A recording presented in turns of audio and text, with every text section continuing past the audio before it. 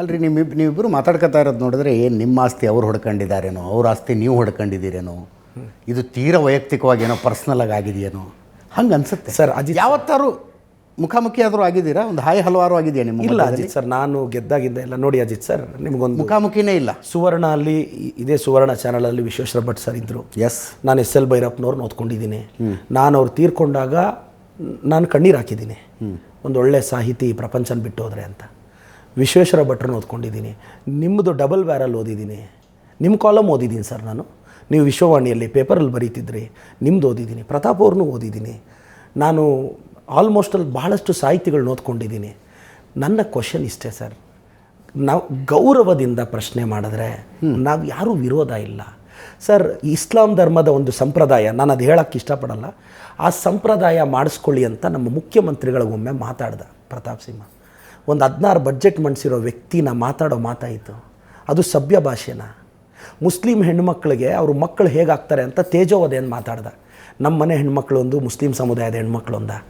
ನಾನು ಹೇಳ್ತಾ ಇರೋದು ಅವರು ಎಲ್ಲೇ ಮೀರ್ತಿದ್ದಾರೆ ಸರ್, ಅವ್ರು ಕಂಟ್ರೋಲ್ ಆಗಲಿ. ನಾಳೆಯಿಂದ ಪ್ರೆಸ್ ಮೀಟಲ್ಲಿ ಸರ್ ನಮ್ಮನ್ನು ನಾವೇನೂ ಕೆಲಸ ಮಾಡಿಲ್ಲ, ಒಂದು ಕೆಲಸ ಮಾಡಲಿ ಸರ್. BJP ಅವ್ರು ನಮ್ಮನ್ನು ಹೆಂಗೆ ಗೊತ್ತಾ ಸರ್ ಎಕ್ಸ್ಪೋಸ್ ಮಾಡಬೇಕಾಗಿರೋದು? ಯಾವುದಾದ್ರೂ ಒಂದು ಹಳ್ಳಿಗೆ ಹೋಗಿ ನಿಂತ್ಕೊಂಡು ಈ ಹಳ್ಳಿಗೆ ನೀನು ರಸ್ತೆ ಹಾಕಿದ್ಯಾನ ಅಂತ ನಮ್ಮನ್ನು ಚಾಲೆಂಜ್ ಮಾಡಿದ್ರೆ ವಿ ಅಪ್ರಿಷಿಯೇಟ್. ನಮಗೇನು ಹೇಳದೆ ಏಕಾಏಕಿ ಅಟ್ಯಾಕ್ ಮಾಡಿದ್ರೆ ನಾವು ರಣಹೇಡಿಗಳಲ್ಲ ಅಲ್ವಾ ಸರ್, ನಾವು ಬೇಟೆಗಾರರೇ. ನೀವು ಇಬ್ಬರು ಪ್ರತ್ಯೇಕವಾಗಿ ಮಾತಾಡೋದು ನೋಡಿದ್ರೆ ಎಲ್ಲರೂ ಪತಿವೃತ್ತೆಯರೇ ಅನ್ನೋ ಥರ ಮಾತಾಡ್ತೀರಿ ನೀವು. ಹಾಂ, ನೀವು 16 ಬಜೆಟ್ ಮಂಡಿಸಿರುವ ಸಿದ್ದರಾಮಯ್ಯನವ್ರಿಗೆ ಏನಂತಾರೆ, ಹೆಂಗೆ ಮಾತಾಡ್ತಾರೆ ಅಂತೀರಿ. ಅಲ್ಲಿ 25 ವರ್ಷದಿಂದ ಅಧಿಕಾರದಲ್ಲಿರುವಂಥ ಮೋದಿಗೆ ಅವನು ಮೋದಿ ಇವನು ಮೋದಿ ಅಂದಿದ್ದು ಅಲ್ಲ ಸರ್, ಅಲ್ಲ ಸುಮ್ಮನೆ ಹೇಳಿ. ಅಂದರೆ ರಾಜಕಾರಣ ಅನ್ನುವ ಈ ದೊಡ್ಡ ಕೊಚ್ಚೆಯಲ್ಲಿ ಯಾರೂ ಶುಭ್ರರಿಲ್ಲ, ಯಾವ ಪಕ್ಷದವರು ಶುಭ್ರರಿಲ್ಲ. ಅಜಿತ್ ಸರ್ ಏನಾಗೋಗಿದೆ ಅಂದರೆ ಮೊದಲೆಲ್ಲ ಬಿಹಾರದಲ್ಲಿ ಎಲೆಕ್ಷನ್ ನಡೀತಾ ಇದೆ, ಮೋದಿ ತಾಯಿ ಬಗ್ಗೆ ಏನು ಘೋಷಣೆ ಕೂಗಿದ್ರು ಅನ್ನೋದನ್ನು ಕೇಳಿದ್ರೆ ಒಂದು ನಿಮಿಷ ಅಂದರೆ ನೀವು ನಾವೆಲ್ಲ ಪರಿಶುದ್ಧರಾಗಿದ್ದೀವಿ, ಅವ್ರ ಕಡೆಯವರೆಲ್ಲ ಕೊಳಕೆದ್ದು ಹೋಗಿದ್ದಾರೆ ಅನ್ನೋ ಥರ ಮಾತಾಡಬೇಡಿ.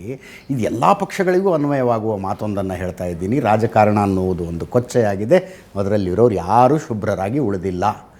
ಈಗ ವೈಯಕ್ತಿಕವಾಗಿ ನಾನು ನನ್ನ ನೆಲೆಗಟ್ಟಿನಲ್ಲಿ ಏನಾಗ್ತೀನಿ ಅನ್ನೋದನ್ನಷ್ಟೇ ನಿರ್ಧರಿಸಬಹುದೇ ಹೊರತು ನನ್ನ ಪಕ್ಷ ಪರಿಶುದ್ಧವಾಗಿದೆ ಅಂತ ನೀವು ಹೇಳಂಗಿಲ್ಲ, ಪ್ರತಾಪ್ ಸಿಂಹನೂ ಹೇಳಂಗಿಲ್ಲ.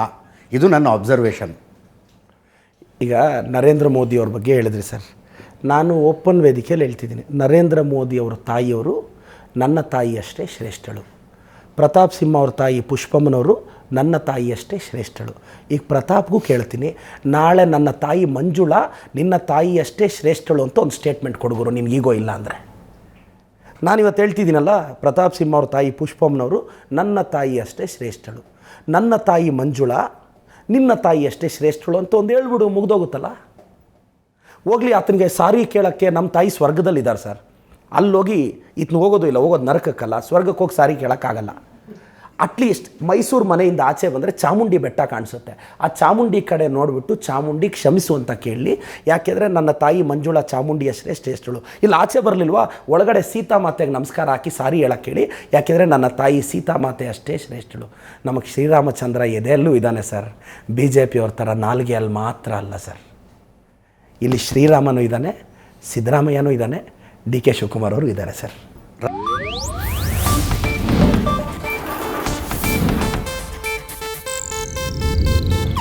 ಇದು ಏಷ್ಯಾನೆಟ್ ನ್ಯೂಸ್ ನೆಟ್ವರ್ಕ್ ಪ್ರಸ್ತುತಿ.